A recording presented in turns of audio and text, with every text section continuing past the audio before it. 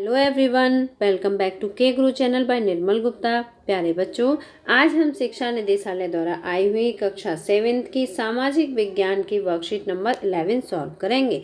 बच्चों, आप अपनी वर्कशीट पर अपना नाम, कक्षा अध्यापक का नाम, तिथि यानी कि तारीख 2 नवंबर 2020 लिखेंगे। बच्चों, आज की जो वर्कशीट है वो आपके इतिहास विषय की है, जिसमें आप पढ़ेंगे दिल्ली के सुल्तान। ठीक है, ये आपके पाठ का नाम है। इस टॉपिक में आप बहुत सारी चीज़ें पढ़ेंगे, जैसे कि आप इसमें बहुत मस्जिदों के बारे में पढ़ेंगे और दिल्ली में कौन कौन सुल्तान हुए, उनका शासन किस प्रकार से रहा, उसके बारे में भी आप आज की वर्कशीट में जानेंगे। तो बच्चों, सबसे पहले हम जानते हैं इसमें मस्जिदों के बारे में। तो देखिए, कुब्बत अल इस्लाम मस्जिद, इसे किस नाम से जाना जाता है? इसे जामा मस्जिद के नाम से भी जाना जाता है।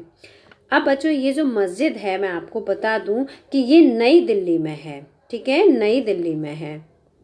और इसके अलावा इसका निर्माण कुतुबुद्दीन ऐबक ने करवाया था। किसने करवाया था बच्चों? कुतुबुद्दीन ऐबक ने। मैं यहाँ पर लिख देती हूँ, कुतुबुद्दीन ऐबक। ठीक है, कुतुबुद्दीन ऐबक ने इसका निर्माण करवाया था। और ये जो मस्जिद है ये कुतुब मीनार के पास स्थित है। ठीक है बच्चों, तो ये हुई आपकी पहली मस्जिद के बारे में डिटेल, कुब्बत अल इस्लाम जामा मस्जिद के बारे में। ठीक है, अब दूसरा है बच्चों इसमें बेगमपुरी मस्जिद। ये आप देख सकते हैं, ये बेगमपुरी मस्जिद है।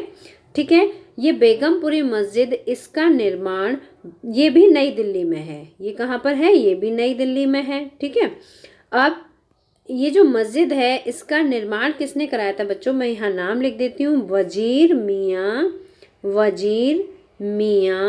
भोइया। ठीक है, इनका नाम था वजीर मियाँ भोइया।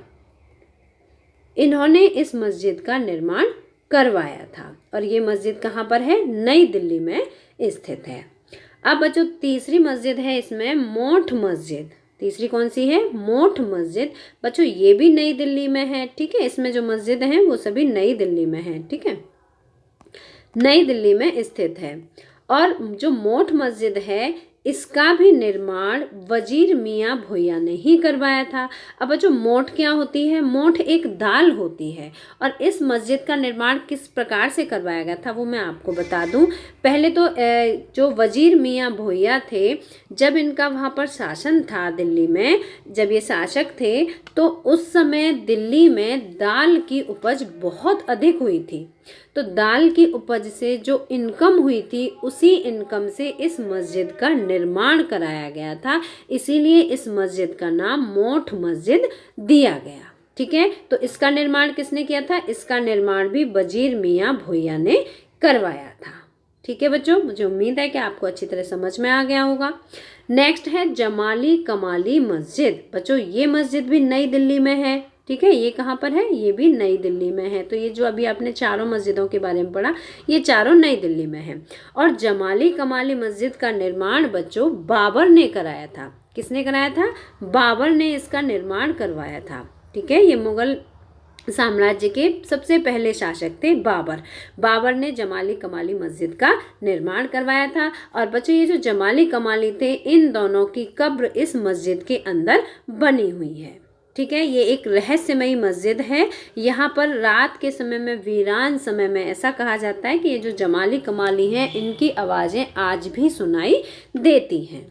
ठीक है बच्चों, तो मुझे उम्मीद है कि आपको इन चारों मस्जिदों के बारे में अच्छी तरह से जानकारी हो गई होगी। अब देखो, उपरोक्त चित्र में दी गई मस्जिदों के निर्माण काल एवं उनसे जुड़ी अन्य जानकारी अपनी पाठ्य पुस्तक की सहायता से एकत्रित कीजिए। तो बच्चों, मैंने आपको इन सभी मस्जिदों से संबंधित जो जानकारी थी वो मैंने आपको दी है, आपको अपनी वर्कशीट में लिखनी है। ठीक है, अब इसके बाद पढ़ते हैं, दिल्ली के आरंभिक सुल्तान विशेषकर इल्तुतमिश सामंतों और जमींदारों के स्थान पर अपने विशेष गुलामों को सूबेदार नियुक्त करना अधिक पसंद करते थे। बच्चों, जो सुल्तान था इल्तुतमिश, ठीक है, और उन्होंने क्या किया था? अपने सामंतों और जमींदारों के स्थान पर, सामंत और जमींदारों के स्थान पर अपने विशेष गुलाम, जो इनके अपने गुलाम होते थे, उनको सूबेदार नियुक्त करना ज़्यादा उचित समझा था। इन गुलामों को फारसी में बंदगा कहा जाता है। जो गुलाम होते हैं उन्हें क्या कहा जाता है? फारसी भाषा में बंदगा कहा जाता है। इन्हें सैनिक सेवा के लिए खरीदा जाता था। इन्हें किस लिए खरीदा जाता था? सैनिक सेवा के लिए इन्हें खरीदा जाता था। तो बच्चों मुझे उम्मीद है यहाँ तक आपको वर्कशीट अच्छी तरह समझ में आ गई होगी। अब हम इससे आगे पढ़ेंगे। तो देखिए, खिलजी और तुगलक शासक बंदगा का इस्तेमाल करते रहे, साथ ही अपने आश्रित निम्न वर्ग के लोगों को भी ऊंचे राजनीतिक पदों पर बिठाते रहे। जो खिलजी वंश के शासक थे और जो तुगलक वंश के शासक थे, उन्होंने किसका प्रयोग किया था? बंदगा का प्रयोग किया था। ठीक है, बंदगा कौन थे? गुलाम, जिन्हें कि फारसी भाषा में बंदगा कहा जाता था। और ये अपने जो इनके जो आश्रित वर्ग, निम्न वर्ग के लोग जो होते थे, उन्हें ये ऊंचे राजनीतिक पदों पर बिठा देते थे। ऐसे लोगों को सेनापति या सूबेदार जैसे पद दिए जाते थे। गुलाम और आश्रित अपने मालिकों और संरक्षकों के प्रति वफादार रहते थे, मगर उनके उत्तराधिकारियों के प्रति नहीं रहते थे। जो गुलाम होते थे वो अपने मालिक के प्रति तो वफादार होते थे, लेकिन उनके जो उत्तराधिकारी होते थे उनके प्रति वो वफादार नहीं होते थे। नए सुल्तानों के अपने नौकर होते थे। फलस्वरूप किसी नए शासक के सिंहासन पर बैठते ही प्राय नए एवं पुराने सरदारों में टकराहट शुरू हो जाती थी। ठीक है, क्योंकि जो नए उत्तराधिकारी बैठते थे वो अपने नए गुलामों को रखते थे ऊंचे पदों पर, है ना। तो क्या होता था, फिर उन सरदारों में जो पुराने सरदार होते थे और जो नए सरदार होते थे उनमें आपस में झगड़े शुरू हो जाते थे। सुल्तानों की तरह खिलजी और तुगलक शासकों ने भी सेना नायकों को भिन्न भिन्न आकार के इलाकों के सूबेदार के रूप में नियुक्त किया। ये इलाके इक्ता कहलाते थे। बच्चों, इन इलाकों को क्या कहते थे? इक्ता कहते थे। ठीक है, और इन्हें संभालने वाले इकदार या मुफ्ती कहे जाते थे। यहाँ से आपको बहुत ध्यान से पढ़ना है, समझना है कि जो सुल्तानों की तरह खिलजी और तुगलक शासक जो थे, जो खिलजी वंश के शासक थे और जो तुगलक वंश के शासक थे, इन्होंने क्या किया था? अपने इलाकों को इक्ता के रूप में बांट दिया था। ठीक है, और जिन व्यक्तियों को वो इलाके संभालने के लिए दिए गए थे उनको इक्तेदार या मुफ्ती कहा जाता था। ठीक है बच्चों, अब हम इसके बाद ध्यान से पढ़ेंगे, बहुत समझ के, है ना। मुफ्ती का फर्ज था सैनिक अभियानों का नेतृत्व करना। यहाँ हम क्या पढ़ रहे हैं? इक्तेदार या मुफ्ती के कार्य पढ़ रहे हैं। ठीक है, तो जो इक्तेदार या मुफ्ती होते थे उनका क्या फर्ज होता था? फर्ज मतलब उनका कार्य होता था सैनिक अभियानों का नेतृत्व करना और अपने इक्तों में कानून और व्यवस्था बनाए रखना। अपनी सैनिक सेवाओं के बदले वेतन के रूप में मुफ्ती अपने इलाके से राजस्व की वसूली करते थे। राजस्व के रूप में मिली रकम से वे अपने सैनिकों को तनख्वाह भी देते थे। ये हमने किसके बारे में पढ़ा है? इक्तदार या मुफ्ती के कार्यों के बारे में पढ़ा है। मुफ्ती लोगों पर काबू रखने के सबसे प्रभावी तरीका यह था कि उनका पद वंश परंपरा से न चले और उन्हें कोई भी इक्ता थोड़े थोड़े समय के लिए मिले, इसके बाद उसका स्थानांतरण कर दिया जाए। जो मुफ्ती लोग थे, अगर उन पर कंट्रोल करना होता तो वो इस तरह से किया जा सकता था कि जो उनका पद था वो वंश परंपरा से ना चले, है ना, बल्कि उन्हें थोड़े थोड़े समय के लिए इक्तेदार बना दिया जाए।